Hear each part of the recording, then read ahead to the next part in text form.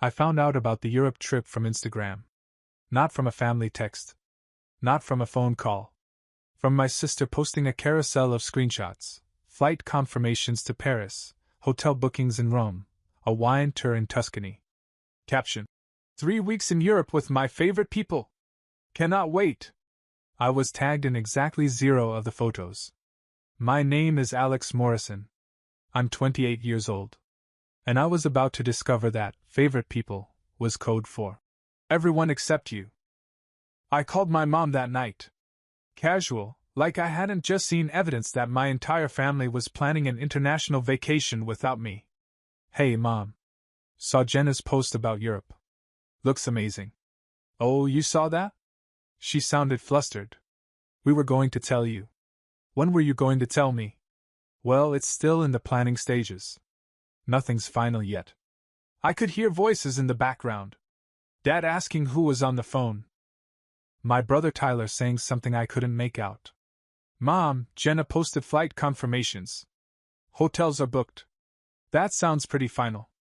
Silence. Then, why don't you come over for dinner Sunday? We can talk about it then. Sunday dinner. The family tradition where we all gathered, pretended everything was fine, and avoided talking about anything real until dessert. Sure. Sunday works. I hung up with that familiar feeling in my gut. The one I'd been getting since childhood. The sense that I was always just outside the circle, close enough to see in but never quite invited through. Let me back up. I'm the middle child in a family of 5. Jenna's 31, married to Brad, 2 kids. Tyler's 25, just graduated law school, Dad's pride and joy. Then there's me, working as a freelance graphic designer, single, living in a studio apartment in Portland. Not the life my parents envisioned for me. Jenna followed the script perfectly. Met Brad in college, married at 24, kids by 27. She's a stay-at-home mom now, living 20 minutes from our parents in suburban Seattle. Tyler's following an even better script. Law school at Dad's alma mater, already has a job lined up at a firm Dad has connections with. Dating a girl from a good family, whatever that means. Me? I dropped out of business school after 2 years because I hated every second of it. Taught myself graphic design. Built a freelance career that pays my bills but doesn't impress anyone at dinner parties. My parents never said they were disappointed. They didn't have to. It was in every. So you're still doing the design thing? And when are you going to get a real job? And we just worry about your future, honey. The distance between us had grown slowly. Missed calls I didn't return became missed birthdays they didn't acknowledge became holidays I stopped attending became, whatever this was. A family trip planned without even pretending to include me. Sunday came. I drove the 3 hours from Portland to Seattle, stomach tight with dread. I arrived at 6 p.m. Everyone was already there. Jenna and Brad's kids were running around the yard. Tyler and his girlfriend Emma were helping Mom in the kitchen. Dad was at the grill. Nobody noticed me pull up. I stood in the driveway for a moment, watching through the window. My family, laughing, cooking, existing perfectly without me. Like a movie I wasn't cast in. I walked in through the side gate. Tyler saw me first. Alex! Didn't think you'd make it. Mom invited me. Right, yeah? Cool. He turned back to Emma, resuming whatever conversation I'd interrupted. Jenna came over, gave me a quick hug. Hey! How's Portland? Good. Busy. That's great. Then she was gone, chasing after her 5-year-old who was trying to eat dirt. I found Mom in the kitchen. She was making her famous potato salad, the one she only made for special occasions. Alex, honey! I'm so glad you came. Can you grab the paprika from the spice cabinet? I grabbed it, handed it to her. So, Europe? Let's wait until after dinner. Don't want to get into heavy stuff before we eat. Heavy stuff. Like it was some complicated family drama instead of a simple question. Why wasn't I invited to the family vacation? Dinner was loud. Jenna's kids were loud. Tyler was telling some story about law school that made Dad laugh. Emma was charming everyone with her smile and perfect manners. I sat at the end of the table, picking at my burger, waiting. Finally, after plates were cleared and Mom brought out pie, Dad cleared his throat. So, I suppose we should talk about the trip. Everyone got quiet. Jenna looked at her plate. Tyler suddenly found his phone very interesting. We've been planning this Europe trip for about 6 months, Dad continued. 3 weeks, Paris to Rome, hitting all the major spots. It's something your mother and I have always wanted to do, and we decided to make it a family thing. Okay, I said. When do we leave? Dad looked at Mom. Mom looked at Jenna. Nobody looked at me. Alex, Mom started gently. This trip is expensive. Really expensive. We're talking $15,000 per person when you factor in flights, hotels, tours, food. We've been saving for years. I have savings. I can pay my own way. It's not just about the money, Dad said, voice harder now. It's about who this trip is for. What does that mean? He set down his fork, looked at me directly for the first time all evening. This is a trip for family.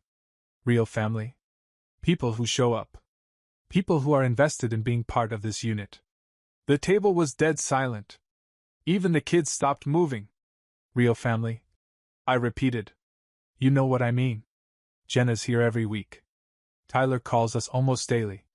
We barely hear from you. You miss holidays. You don't come to the kids' birthday parties.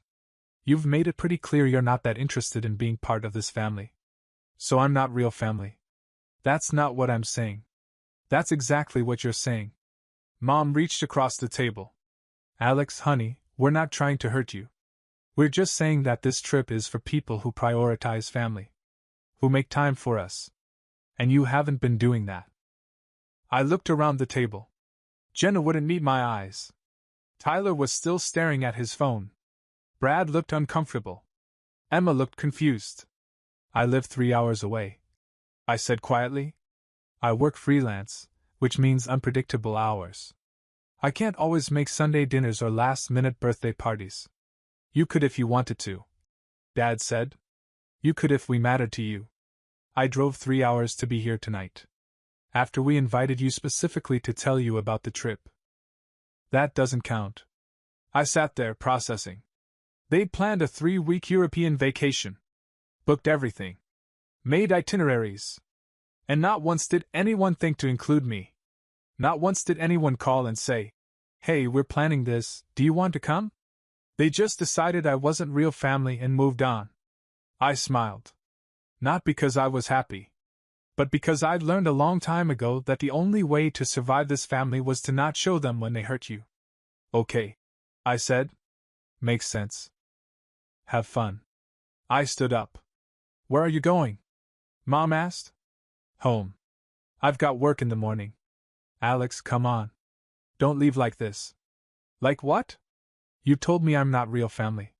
I'm just respecting that. Don't be dramatic, Dad said. We're being honest with you. If you don't like it, maybe you should think about why. I grabbed my jacket from the back of the chair. Thanks for dinner. The burger was great. Jenna caught me at the door. Alex, wait. They didn't mean it like that. How did they mean it? She didn't have an answer. I drove back to Portland in silence. 3 hours of darkness and highway lines and the slow realization that I'd been an extra in my own family for years and just finally got written out of the script. When I got home, I sat in my car in the parking lot of my apartment building for 20 minutes. Just sitting. Breathing. Processing. Then I pulled out my laptop and opened my banking app. 6 months ago, my parents had asked to borrow money. Dad's business hit a rough patch, needed to cover payroll for a month. Asked if I could loan them $10,000. I'd sent it the same day. Because that's what family does. They promised to pay me back in 3 months. It had been 6 months. I'd never asked about it, never brought it up, because I didn't want to seem like I was keeping score. But if I wasn't a real family member, then this wasn't a family loan. It was a debt. I opened my email and started typing. The email was simple. Professional. The kind you'd send to any debtor. Dad, 6 months ago, you borrowed $10,000 from me for business expenses. You said you'd repay within 3 months. It's been 6. Since I'm not real family per tonight's conversation, I'm treating this as a standard loan. I need repayment within 30 days. Wire transfer details below. Alex. I sent it at 11 p.m. Closed my laptop. Went to bed. The next morning, my phone was ringing before I'd even had coffee. Mom. I let it go to voicemail. Then Dad called. Voicemail. Then Jenna. Voicemail. Finally, a text from Mom. Alex, we need to talk about your email. This is very hurtful. I typed back. The $10,000? Or calling me not real family? She didn't respond. I went about my day. Had client calls, worked on designs, ordered lunch. My phone kept buzzing, but I ignored it. Around 3 p.m., Tyler called. I almost didn't answer, but curiosity won. Dude, what the hell? He said immediately. What? That email to Dad. You can't seriously be demanding money right now. It's been 6 months. He said 3 months. It's Dad. He's family. You don't charge family like they're some random business. Right. Except I'm not real family, remember? So standard loan terms apply. You're being petty. I'm being clear. If I'm family, I'm invited on family trips. If I'm not family, I get repaid for loans. Pick one. He hung up. That evening, I got an email from Dad. Subject: We need to talk like adults. I opened it. Alex, your mother and I are very disappointed in how you're handling this. We understand you're upset about the trip, but demanding repayment like this is childish and vindictive. The $10,000 was a family loan. We were planning to pay you back when our finances improved.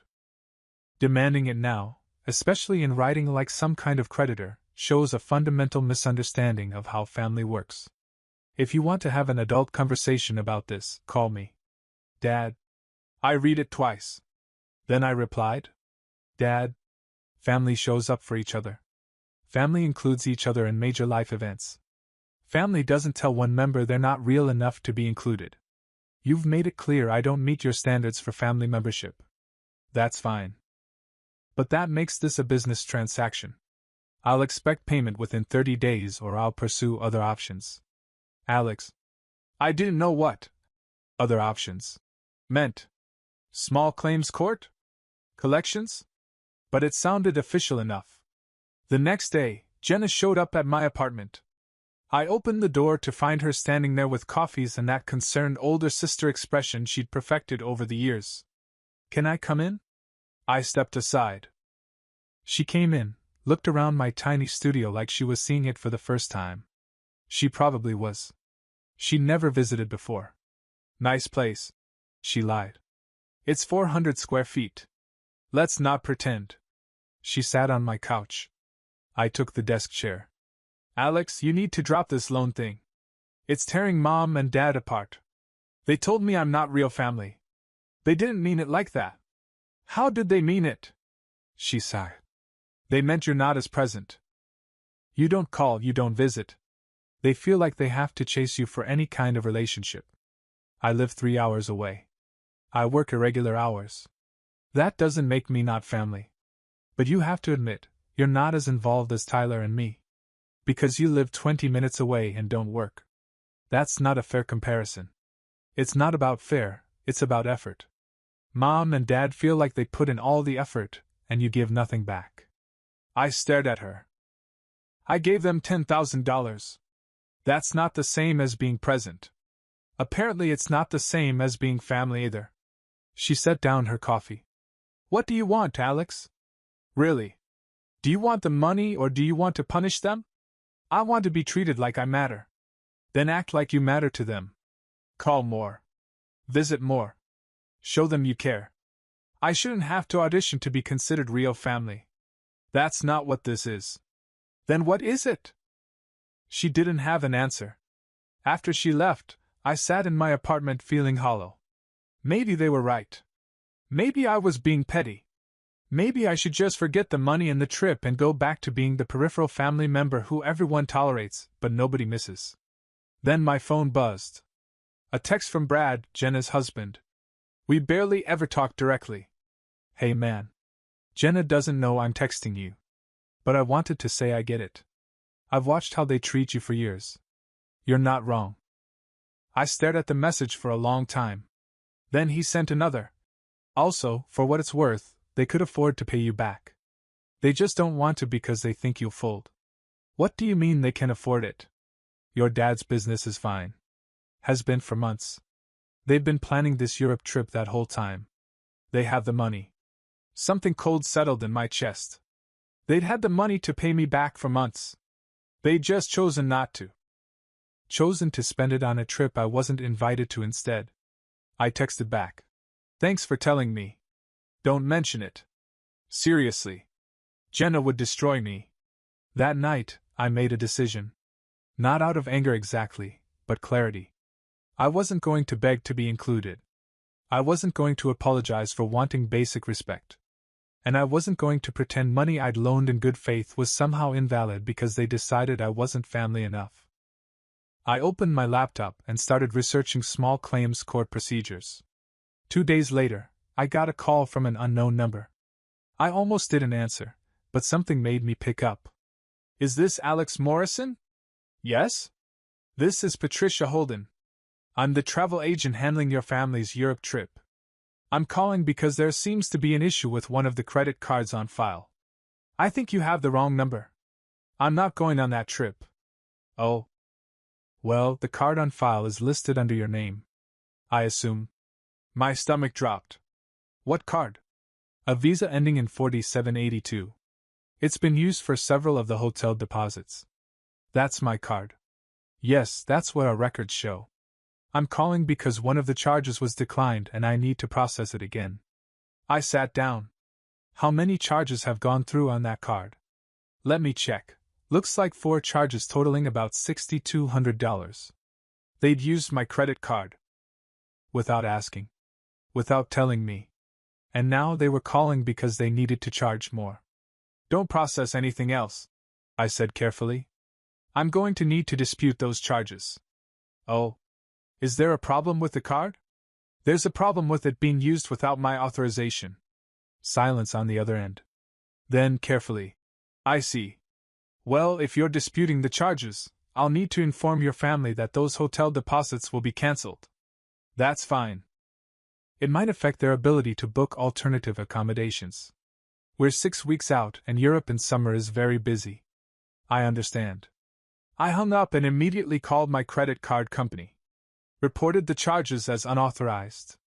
They said they'd investigate and reverse them within 7 to 10 business days. Then I texted my mom.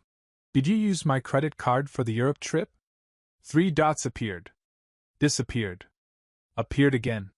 Finally, we were going to tell you. You used my card without asking.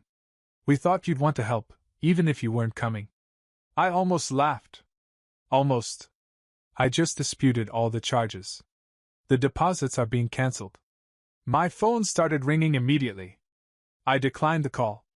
Then a text from Dad. You need to call the credit card company back right now and undo this. Me.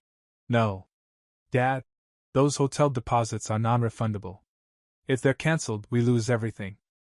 Me. You used my card without permission. Those charges were fraud. Dad, it's not fraud when it's family. Me. You keep using that word. I don't think it means what you think it means. He called again. I declined. Then Jenna. Alex, please. The kids are so excited about this trip. Don't punish them. Me. I'm not punishing anyone. I'm disputing fraudulent charges on my credit card. Jenna. You're being vindictive. This isn't about the money anymore. Me. You're right. It's about the fact that I'm apparently not family enough to invite, but I'm family enough to fund your vacation without even being asked. Tyler called. I let it go to voicemail. When I listened later, he was furious. You're destroying this trip out of spite. That's pathetic, dude.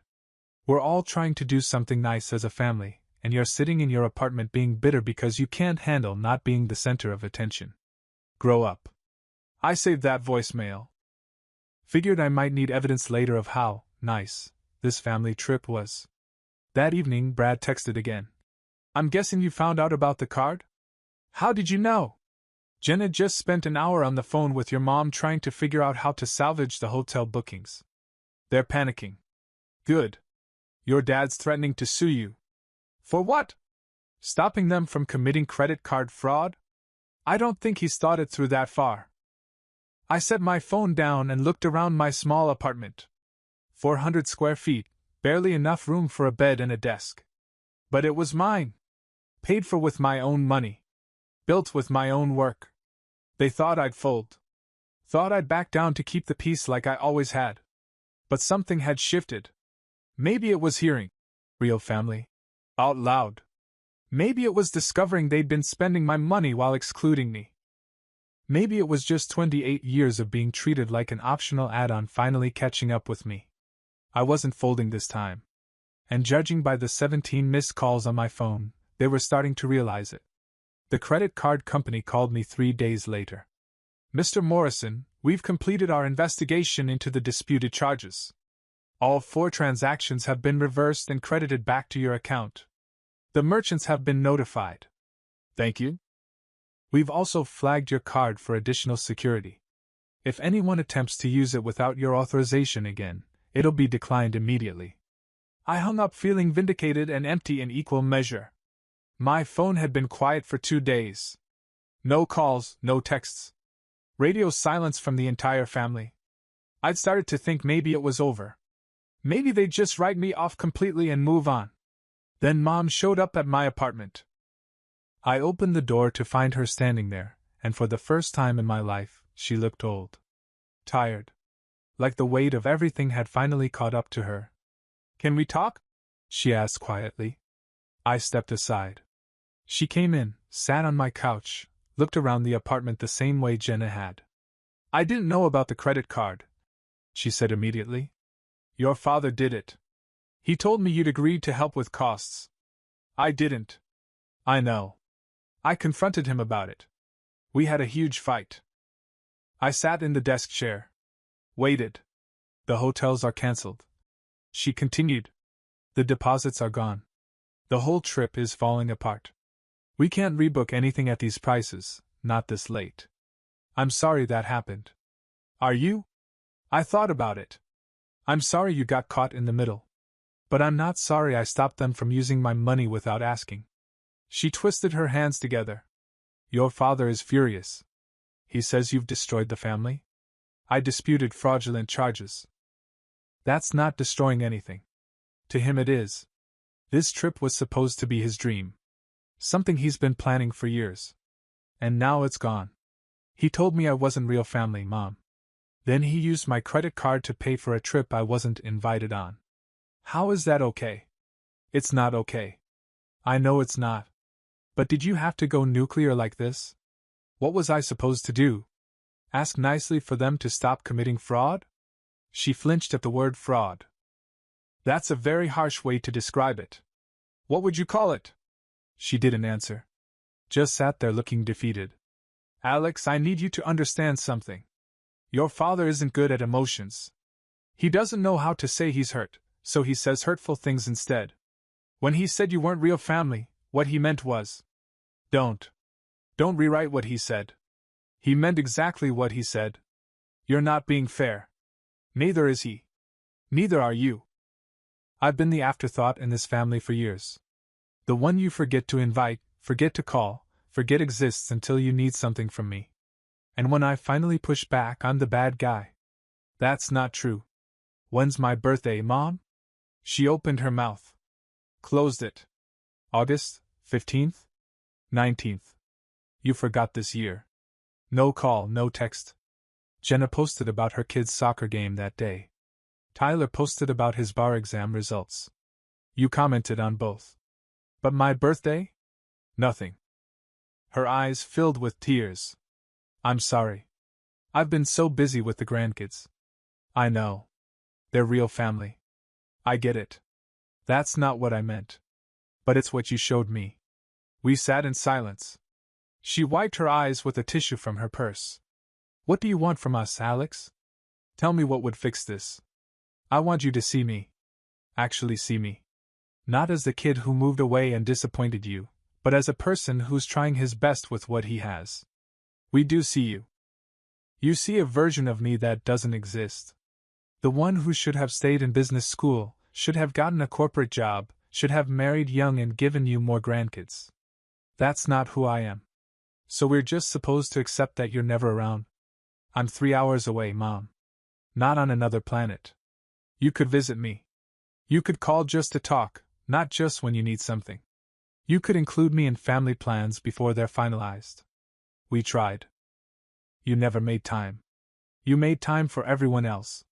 Tyler's graduation, Jenna's kids' events, Dad's business dinners. When's the last time you asked about my work? My life? She didn't have an answer. I showed you my portfolio last Christmas. I continued. I was proud of it. I'd landed some big clients. You looked at it for 30 seconds and asked when I was going to get health insurance. I was worried about you. You were judging me. There's a difference. She stood up. I came here to fix this. To find some middle ground. But you're not interested in that, are you? You just want to be angry. I'm not angry.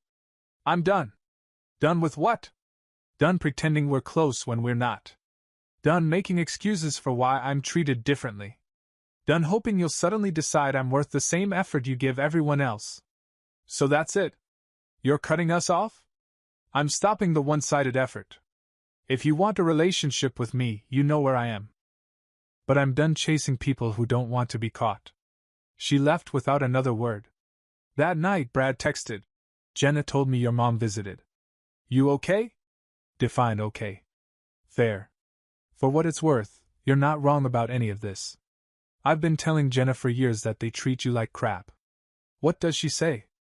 That you're sensitive. That you take things too personally. That you need to try harder. Of course she does. But between you and me? I think she knows. She just doesn't want to admit her parents aren't perfect. I stared at that message for a long time. The next week was quiet. No calls, no texts, no surprise visits. I worked, paid bills, lived my life. Then I got an email from Dad. Subject: moving forward. Alex, your mother and I have discussed the situation extensively. We've decided that we need space from you to process everything that's happened. We're disappointed in how you've handled this. Using legal measures against your own family, destroying a trip we'd planned for years, refusing to accept any responsibility for the breakdown in our relationship. When you're ready to apologize and have an adult conversation about your behavior, we'll be here. Until then, we think it's best if we don't communicate. This isn't permanent.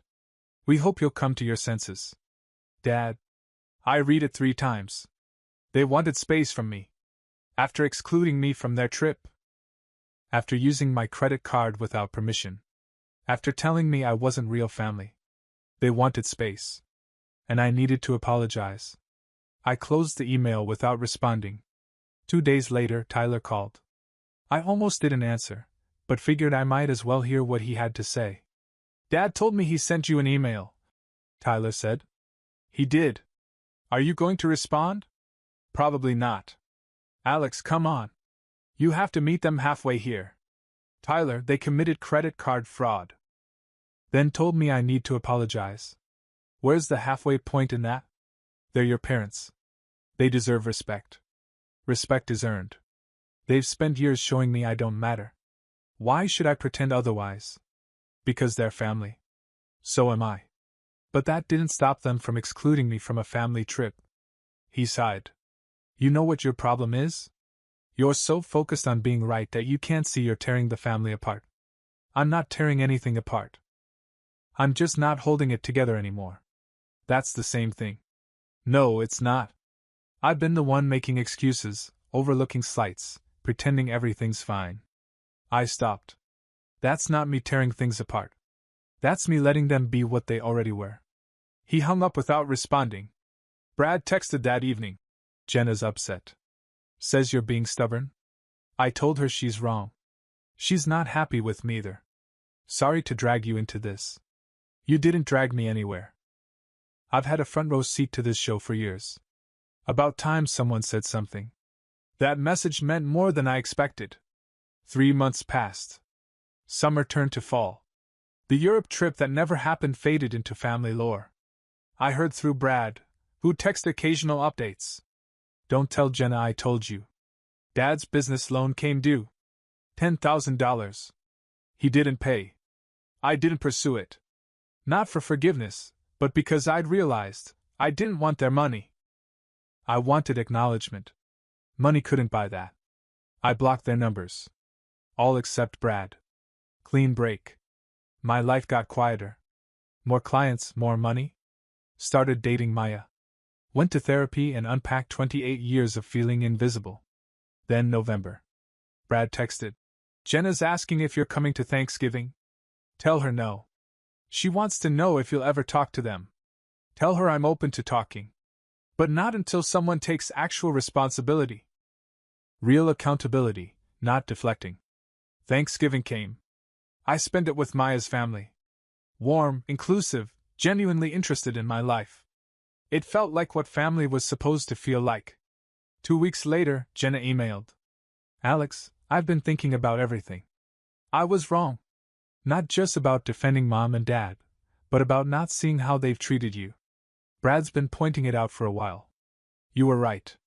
They do treat you differently. The credit card thing was unacceptable. I'm sorry I didn't see it sooner. If you want to talk, I'm here. Jenna. I waited a week, then replied. Thanks. I appreciate that. I don't know what happens next. But I'm not in a rush. Christmas Eve, my phone rang. Unknown number. Alex? It's Mom. I'm calling from a friend's phone. I wanted to say your father and I are in therapy. That surprised me. Okay. Our therapist asked us to examine our relationship with you. We've realized we treated you unfairly. Prioritized the other kids. Made you feel invisible. I waited. I'm not calling to make excuses. I'm calling to say we were wrong. And I'm sorry. What about Dad? He's struggling with it. But he knows. Just not ready to admit it yet. So you're apologizing for him? No. For me. For my part. For the credit card. For excluding you. For forgetting your birthday. All of it. We talked for 20 minutes. Different than before. She asked about my work genuinely. About Maya. Listened. I know we can't fix this overnight. Maybe not at all. But I want to try. When you're ready. I'll think about it. After Christmas, Mom called once a month. Short calls, just talking. Dad sent an email in February. Alex, I owe you an apology. What I said about real family was cruel and wrong. You are my son. You've always been my son. I'm sorry. Dad? Not perfect. But something. I started coffee with Jenna monthly. She never pushed, just treated me like a brother. Tyler and I still didn't talk. I made peace with that. Brad continued to be the unlikely hero, the brother-in-law who saw everything and said something. By spring, new normal. Talked to Mom occasionally. Emailed Dad rarely. Had a real relationship with Jenna. Stopped feeling guilty about boundaries. Maya asked if I regretted it. No. I regret it had to happen. But not standing up for myself. The Europe trip never happened. Deposits lost. Hotels cancelled. And my family had to confront what they'd avoided, that I mattered. I never got the 10,000 back. I let it go.